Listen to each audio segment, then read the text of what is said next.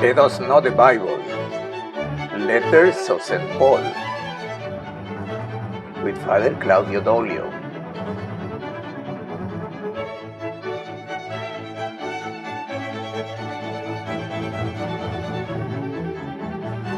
First letter to the Corinthians, part 1.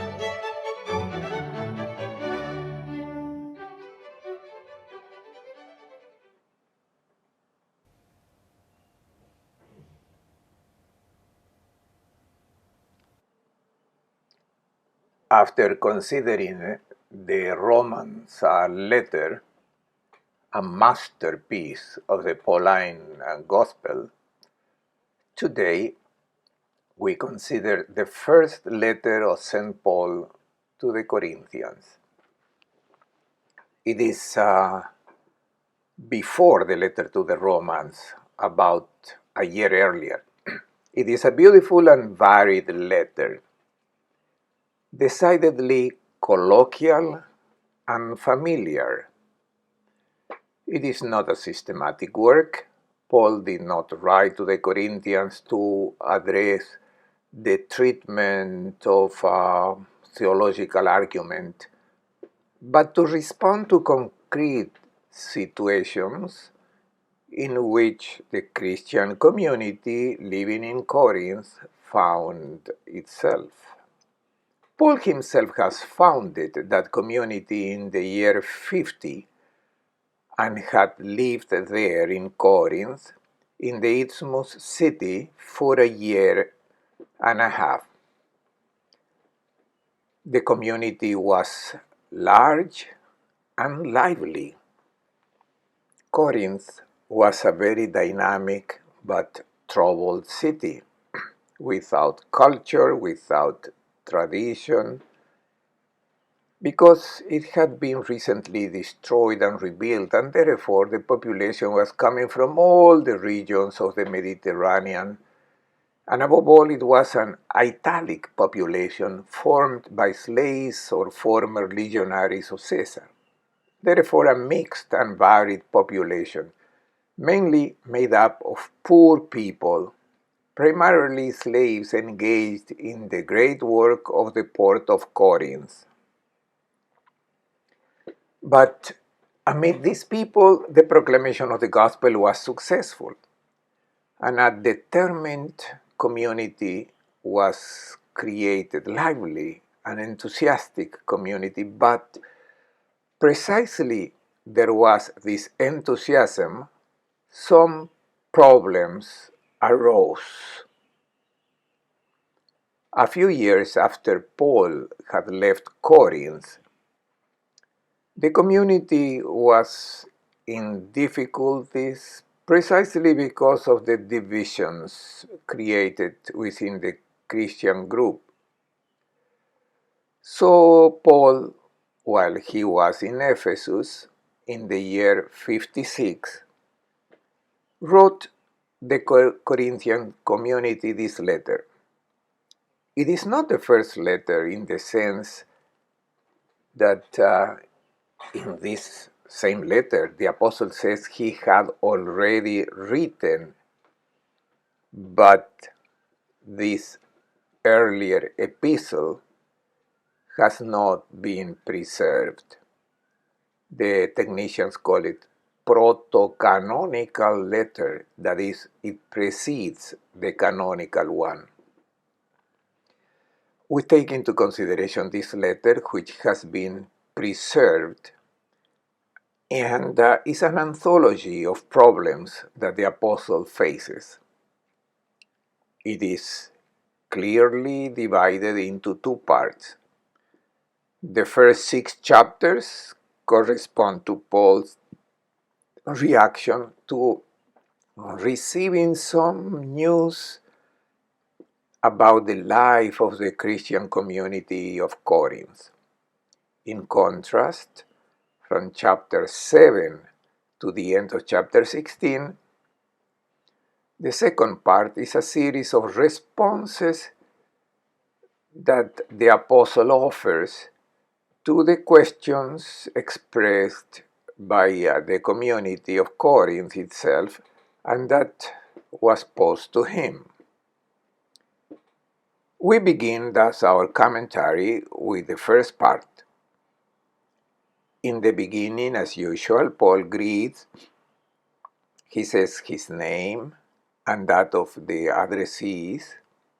He also brings the greetings of Sosthenes, a native of Corinth who now lives with Paul. He writes peace and the grace of God the Father, as it is custom in the opening of the letters, and then addresses the problem directly. He says that he has heard from Chloe's family that there is discord among you. We don't know who Chloe's family were. Probably sailors or personnel of a company that originated from Corinth, also had work in Ephesus. Paul must have met with some people from Corinth. Speaking of the situation in the city and the Christian community, he learned that divisions had arisen within the Corinthian church. Reacting to this news, he writes, "The problem is presented like this. I refer to what each one goes around saying. I am of Paul, I am of Apollos, I am of Cephas, and I am of Christ. With this synthetic form, Paul has synthesized the existence of four groups. The Christian community of Corinth was fragmented, and some groups refer to someone as a leader. The leading group is Paul's group. They are his friends, his disciples, the directly related ones with the Apostle Paul. But when he left Corinth, his place in the leadership of the congregation was taken by one Apollos, a Christian from Alexandria, Egypt, a Jew well instructed in the Holy Scriptures, an able preacher able to comment in depth the sacred Scriptures. Apollos is in perfect agreement with Paul, but inevitably has a different style. As it often happens in our communities when the parish priest or the bishop changes, there are always those who yearn for the previous one or support the current one, saying that he is better than the former. And so we end up with a community divided between the followers of Paul and those who prefer to follow Apollos, leaving Paul aside. In this way, the two groups ended up looking at each other in a reproachful way and criticizing each other. A third group was also created, referred to Cephas, Peter, as if that were not enough. Not that Peter was present in person at Corinth, but they knew him as the chief apostle, the head of the Judeo-Christian community of Jerusalem.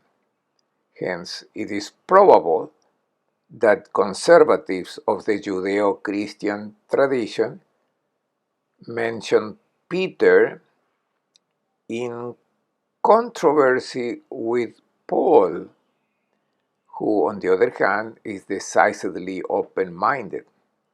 Finally, in this series of discussion about which apostles to follow, a fourth group must have been created, denying human mediation and turning directly to Christ, rejecting the Apostle Paul, Apollos, and Peter.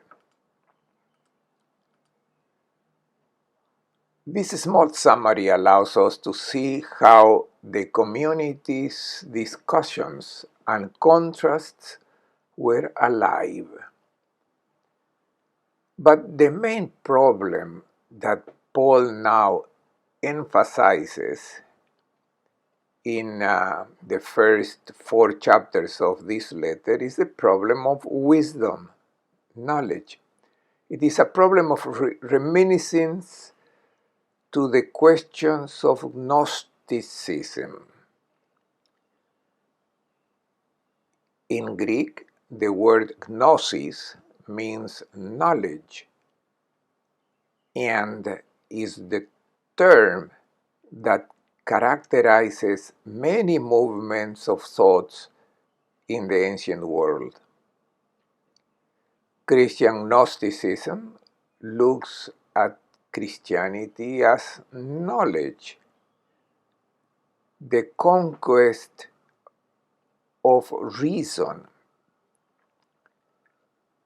and the cognitive deepening of the hidden mysteries. This movement of knowledge is linked to Greek philosophy, especially to Platonism. It despises matter and gives great weight to spirit and intelligence. The serious thing is that this mentality of human knowledge contrasts matter with spirit. The body, physical reality, and therefore moral behavior to the world of ideas, thoughts, and reasonings, and is content with the level of knowledge. It was interested in knowing, understanding, and comprehending more than what has been said and revealed, therefore reconstructing an incomprehensible divine world by the fantasy of intelligence. The practical consequences is that all that is earthly, human, the physical, is rejected. The practical consequence is that this Gnosis movement does not take into consideration moral behavior and at all, and separates theory from practice. It affirms that practice is useless, worthless. What counts is the theory. And consequently, there will also be a rejection of the resurrection of the flesh, conforming to an abstract idea of the immortality of the soul. Therefore, it created in the Christian community a crucial theological question. Beyond the division between the different groups, this argumentation is problematic about knowledge and authentic theology. We must recognize that within the Corinthian community there was someone, we can imagine a small group of people, interested in what today we would call theology, in search of theology and theological deepening. The Hellenistic mentality and culture very much influence people, and this interest led these people to deepen outside of the proclamation of the gospel. And not only that, but it also placed them in a position of presumed superiority because they knew theology. They thought they were superior and thus despised those who did not follow their arguments. A formula we find in the letter that can serve as a key to reading the whole text is this: science puffs up, charity builds up. Behind the word science, there is the Greek word gnosis. Therefore, we must not understand science in our modern technical scientific way.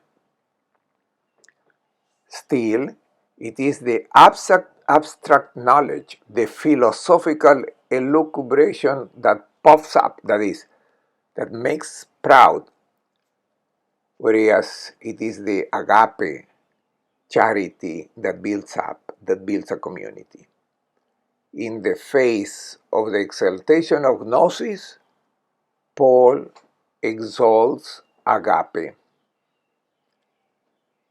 Let us see in this first part how the apostle raises the question.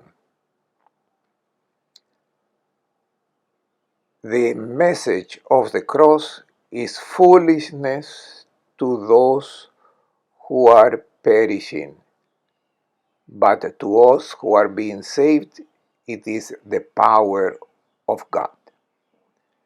To the pretended human wisdom, Paul contrasts the word of the cross.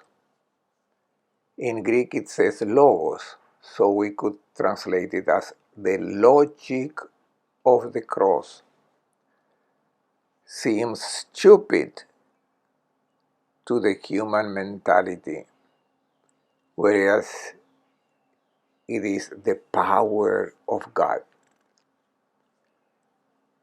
For since in the wisdom of God, the world did not come to know God through wisdom, it was the will of God through the foolishness of the proclamation to save those who have faith. There is a divine wisdom that surpasses human wisdom. There is a greater plan that man cannot know with his intellectual strength. God wisely intervenes to save with seemingly absurd preaching, which overturns the present mentality and logic. For Jews demand signs, and Greeks look for wisdom, but we proclaim Christ crucified, a stumbling block to Jews and foolishness to Gentiles. Another cultural contrast between Jews and Greeks. The Jewish tradition expects a powerful manifestation of God, saying that they look for miraculous signs. That is, they expect God to demonstrate some sign of power, of His intervention. At the same time, the desire of the Greeks is for wisdom, knowledge, philosophy, of an intelligent system that explains everything to them. To this, the apostles propose Christ crucified, not a doctrine, but a person. He is a person with tragic human history who ended up condemned to the infamous punishment of the cross. But such a man is a scandal to the Jews. Scandal meaning a stone of stumbling. in the sense that it's looking for a manifestation of the power of God and simply finding a man who ended badly. One finds oneself blocked, not helped. On the other hand, a crucified man is meaningless for the Greeks, seeking wisdom. A man, an individual who ended so badly, cannot explain everything, makes no sense. Yet Paul is convinced that Christ crucified is the explanation of everything.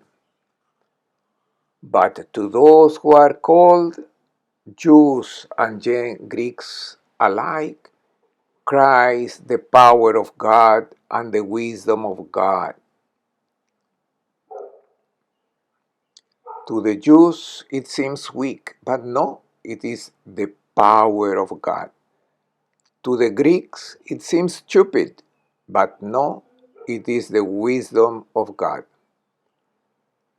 Paul brings about this profound revolution concerning the Jewish mentality and the Greek mentality to center everything in Christ, that is, to pass from preconceived ideas to the historical reality of the person of Jesus Christ.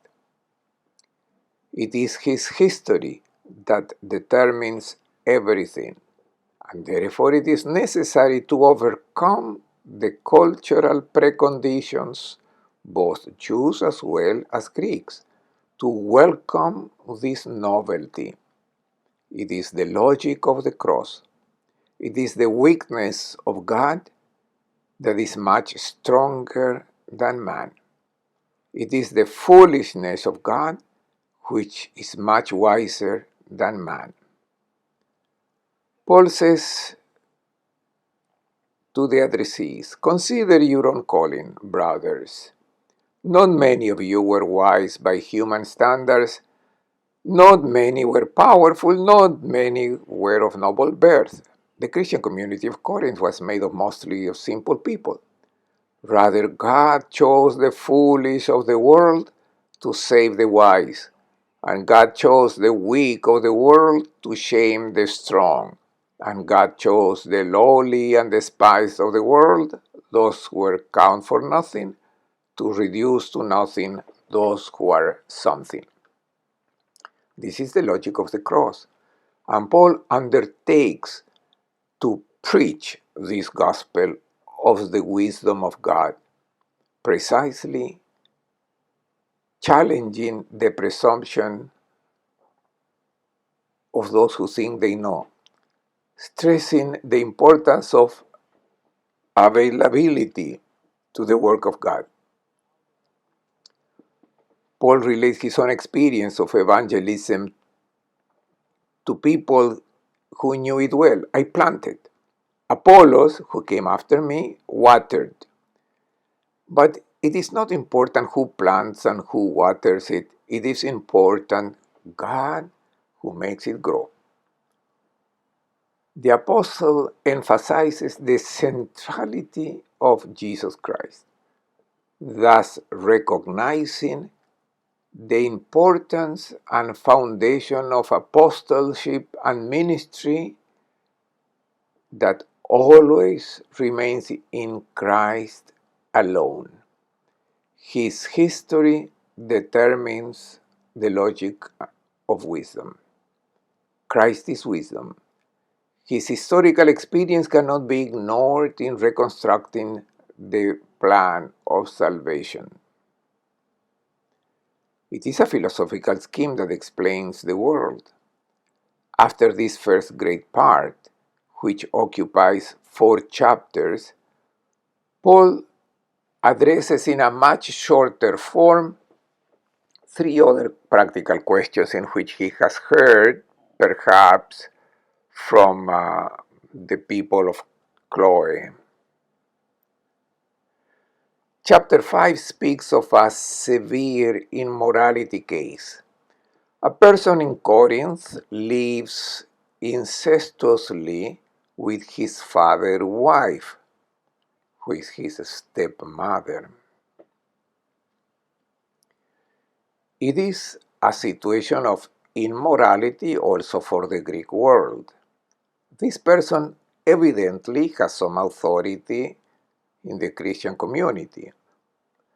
Although his personal life and moral are incorrect, he has a public function. Perhaps he is a teacher responsible for the community. And Paul argues that this separation between theory and practice is detrimental, and so he intervenes very harshly, asking also in this specific case for a correction. This coherence is necessary, and he gave an example inspired by the Passover rite.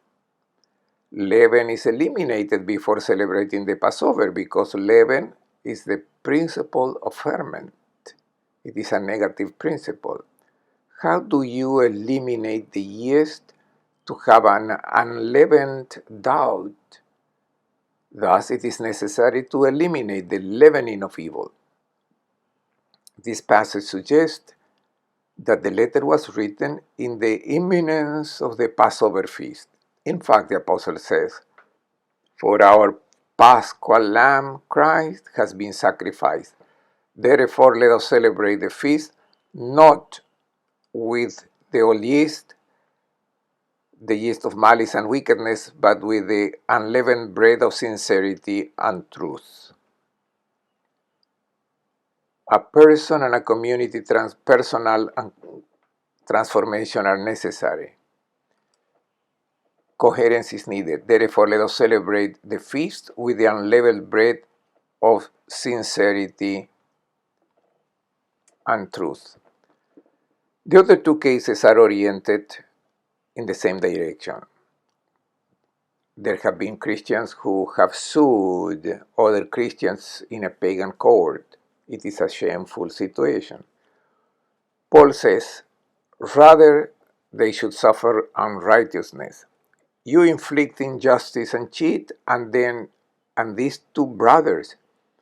There is serious misconduct on the part of Christians who denounce one another. This attitude must be overcome entirely. The last question refers to porneia.